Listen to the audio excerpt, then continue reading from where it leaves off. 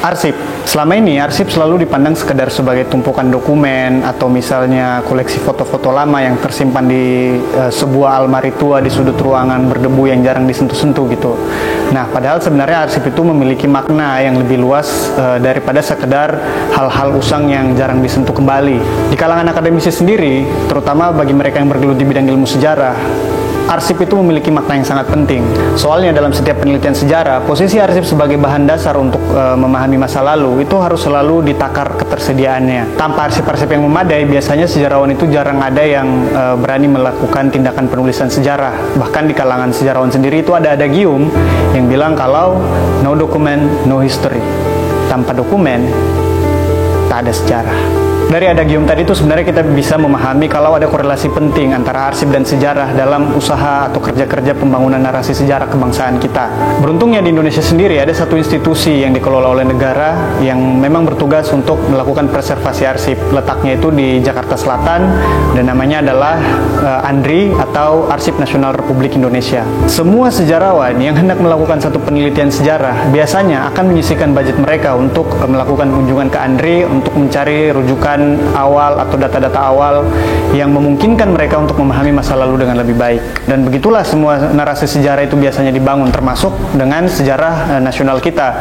Semua itu based on data, diusahakan datanya itu bisa diverifikasi dengan baik, lalu diinterpretasi dengan cara yang terukur dan dituliskan dengan kata-kata yang tidak mengandung begitu banyak bias. Tapi seperti yang kita semua rasakan, kalau sekompleks apapun penulisan sejarah kita, itu selalu ada semacam celah atau hal-hal yang belum sempat dibahas atau belum dimasukkan dalam narasi besar sejarah nasional kita, dan kita melihat itu timpang atau kita melihat itu sebagai sebuah wilayah yang abu-abu yang tidak pernah dijelaskan dengan baik proses kesejarahannya gitu. Mengapa hal tersebut bisa terjadi? Apakah sejarawan memang bersekongkol untuk kemudian berkonspirasi dan udahlah kita harus menutupi dan menyembunyikan peristiwa itu? Atau misalnya sejarawan ini takut dan hanya berpihak kepada penguasa sehingga kemudian kita juga mengenal misalnya quote-quote semacam sejarah itu hanya untuk para pemenang dan lain sebagainya. Tapi bisa jadi sebenarnya alasan itu sangat sederhana, simply karena arsipnya nggak ada. Tidak semua hal, tidak semua peristiwa, tidak semua kisah mendapat privilege atau kesempatan untuk bisa diarsipkan.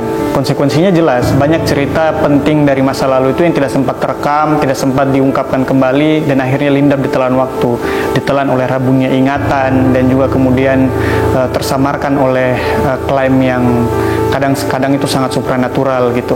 Bahasnya ya kita sulit menyarikan pelajaran-pelajaran penting dari apa yang mungkin pernah terjadi di sekitar kita, simply karena nggak ada arsipnya. Video ini bakal sangat istimewa dan saya harap teman-teman bakal suka karena kita bakal ngebahas tentang satu bidang yang sangat jarang dibahas atau disebut-sebut dalam sejarah nasional kita gitu. Seolah-olah dia tidak menjadi bagian dari sejarah perkembangan bangsa Indonesia.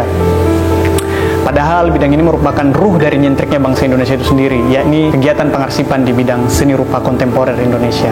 Karena dalam dunia seni rupa Indonesia, bisa dibilang kalau arsip itu merupakan barang yang langka. Dokumentasi proses kreatif para seniman, cerita di balik karya, atau bahkan dokumentasi tentang gagasan atau pemikiran seniman-seniman itu sendiri yang kemudian membentuk wacana seni kita secara keseluruhan, itu jarang sekali diarsipkan dengan baik. Dan di tengah keadaan semacam ini, kita sangat beruntung karena ada seorang maestro seni rupa kontemporer Indonesia yang sangat sadar betapa pentingnya untuk melakukan preservasi arsip di bidang seni rupa, dan itu ada kaitannya dengan perkembangan historiografi seni rupa itu sendiri. Beliau bernama Heri Dono. Dalam dunia seni, nama Heri Dono ini sudah dikenal sebagai salah satu seniman kontemporer terkemuka di Indonesia. Beliau juga merupakan salah satu pelopor seni instalasi di Indonesia dan sudah sering diundang ke acara-acara seni internasional bergengsi seperti Venice Biennale, Guangzhou Biennale, Havana Biennale, Asia Pacific Triennale of Contemporary Art, dan masih banyak lagi. Dan tidak mudah untuk mengikuti kegiatan-kegiatan serupa karena seniman yang kemudian dipilih atau mendapat undangan untuk mengikuti kegiatan-kegiatan itu biasanya telah melalui semacam proses kuratorial yang sangat ketat yang dilakukan oleh kurator-kurator ternama di dunia. Keikutsertaan Pak Heri yang cukup sering di acara-acara ini itu menunjukkan bagaimana posisi beliau dalam kancah seni rupa global. Di Studio Kalahan, tempat beliau selalu mengeksplorasi dan menciptakan karya-karya hebat, itu ternyata beliau menyediakan satu ruangan khusus untuk menyimpan arsip-arsip mulai dari sketsa, dokumen, foto, sampai catatan proses kreatif selama puluhan tahun.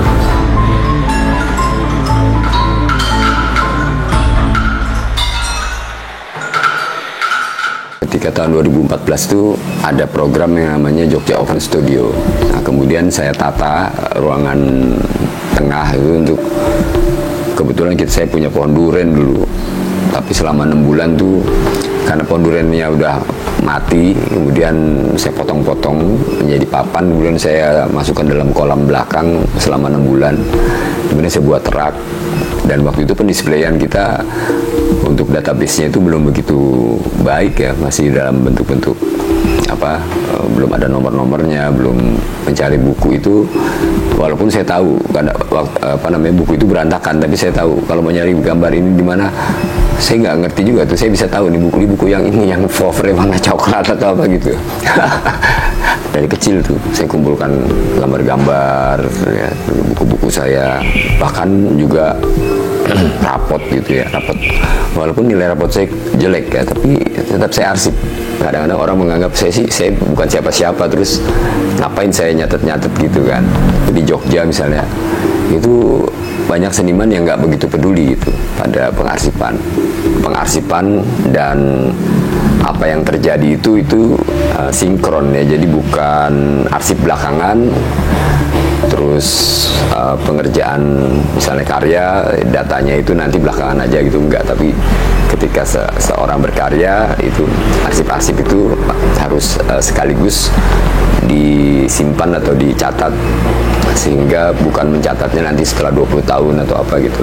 Nah, kebanyakan orang menyepelekan artefak-artefak atau data-data apa saja yang terhubung dengan apa yang dikerjakan gitu. Jadi sejarah seni rupa di Indonesia itu masih terlalu berantakan pengkategorisasiannya gitu. Misalnya periode Raden Saleh misalnya. Raden Saleh sebagai periode, tapi dia individu, perorangan. Tahu-tahu nanti periode Persagi, Persatuan Ahli Gambar. Persagi itu bukan nama orang, itu nama kelompok gitu. Jadi saat pertama Raden Saleh, tahu-tahu Persagi kayak gitu. Nanti orang ngomong tentang Sujoyono gitu ya, Avandi, Raden Hendra Gunawan gitu ya. Tahu-tahu nanti Gerakan Seni Rupa Baru Indonesia itu bukan orang lagi, tapi udah kelompok lagi kayak gitu. Jadi pengkategorisasiannya itu waktu Raden Saleh di kelompok yang mana gitu, di grup yang mana gitu kan. Tapi itu tidak dikategorisasikan di dalam grup mana gitu. Jadi hampir untuk sejarah seni rupa Indonesia itu sejarah orang per orang gitu loh. Dan kadang-kadang karena data-datanya itu banyak yang tidak tertulis, kemudian menerjemahkan tentang peristiwa Mo Indi itu juga simpang siur karena sejarahnya tidak ditulis dalam bentuk tulisan. Semua menerjemahkan itu dengan persepsi yang tidak ada pada tatanan-tatanan ilmiah gitu. Dalam perkembangan seni rupa di Indonesia itu kebanyakan itu masih riset-risetnya itu hanya pada produksi karya yang dibuat oleh si senimannya gitu. Entah itu dibuat oleh Avandi, dibuat oleh Hendra Gunawan. Bukan persoalan-persoalan yang membuat riset tentang individu-individu yang punya problem-problem kemanusiaan atau problem psikologis yang dituliskan oleh para peneliti sejarah seni gitu. Kalau di luar negeri orang tahu Vincent van Gogh sampai potong kuping segala, dia punya persoalan psikologis. Di Indonesia itu seniman itu disebut makhluk eksentrik yang seakan-akan dalam dunia akademis yang patut di riset adalah karyanya, orangnya jangan, karena orangnya itu nyentrik gitu. Itu yang pemikirannya itu tidak masuk akal gitu. Itu kalau di luar negeri nggak bisa gitu. Orang bicara Frida Kahlo, orang bicara waktu itu dia umur 15 tahun karena kecelakaan, terus sampai 50 kali lebih harus dioperasi ya, tulang punggungnya gitu. Dengan problemnya dengan Diego Rivera, terus ketemu orang yang dalam Andre Breton ya, yang membuat tulisan tentang surrealisme. Di Indonesia nggak ada. Kita ngomong Avandi ya karyanya Avandi, lukisannya misalnya. Itu sejarah tuh harusnya juga menulis tentang persoalan-persoalan detail dari dirinya si seniman itu.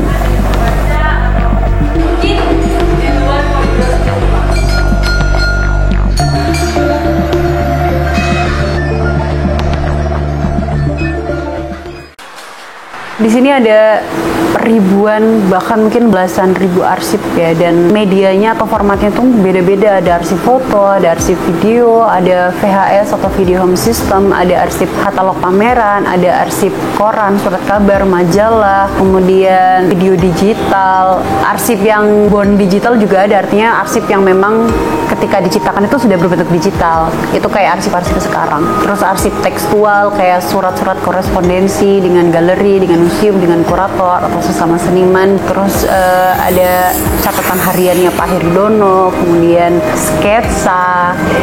Itu semuanya kami kelola di sini dan masih terus berlanjut. Di sini juga sudah ada pelabelannya. Jadi setiap katalog pameran di sini tuh sudah dikasih label, dan label itu berfungsi sebagai nomor panggil. Jadi kita punya semacam database. Misalnya ketika kita butuh katalog, misalnya judulnya apa, kita tinggal ketik aja judulnya, kemudian nanti akan muncul nomor panggilnya berapa, nanti kita akan ke ruang arsip dan tinggal mencari di mana. Itu sebenarnya sistemnya sangat sederhana dan itu pasti dilakukan di perpustakaan-perpustakaan universitas misalnya.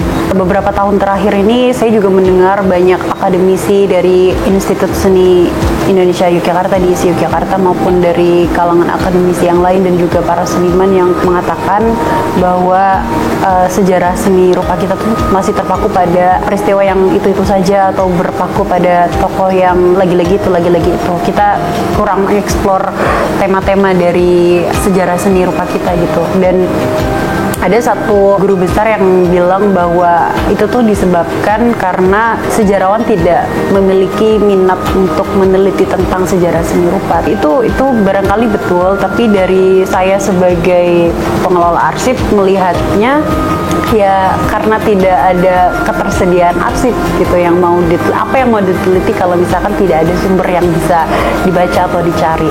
Arsip dan sejarah itu seperti dua mata sisi koin ya, jadi selalu menempel satu sama lain dan tidak terpisahkan. Sejarah selalu membutuhkan arsip untuk merekonstruksi apa yang terjadi di masa lalu, tapi arsip juga membutuhkan sejarah sebagai narasi yang menceritakan apa isi dari arsip-arsip tersebut. Jadi keduanya itu sebenarnya saling membutuhkan satu sama lain. Memang ketika jadi mahasiswa sejarah kita cuma belajar untuk mencari dan membaca arsip saja, tapi tidak diajari bagaimana mengelola arsip. Cuma tentu aja kita punya basic knowledge bagaimana kita mengelola misalnya arsip-arsip atau dokumentasi selama kita riset. Nah, oleh karena itu, karena saya merasa minim sekali kan untuk teori dan jangan-jangan teknik yang saya gunakan di sini tuh salah nih selama mengarsipkan. Makanya saya melanjutkan studi di Departemen Ilmu Perpustakaan dan Informasi UI dengan beasiswa LPDP. Tapi saya mengambil konsentrasi di ilmu kearsipannya. Jadi saya ingin secara khusus belajar bagaimana mengelola arsip baik fisik maupun digital, dan juga bagaimana mengelola informasi atau manajemen informasi yang ada di dalam arsip itu kemudian direpresentasikan kepada publik.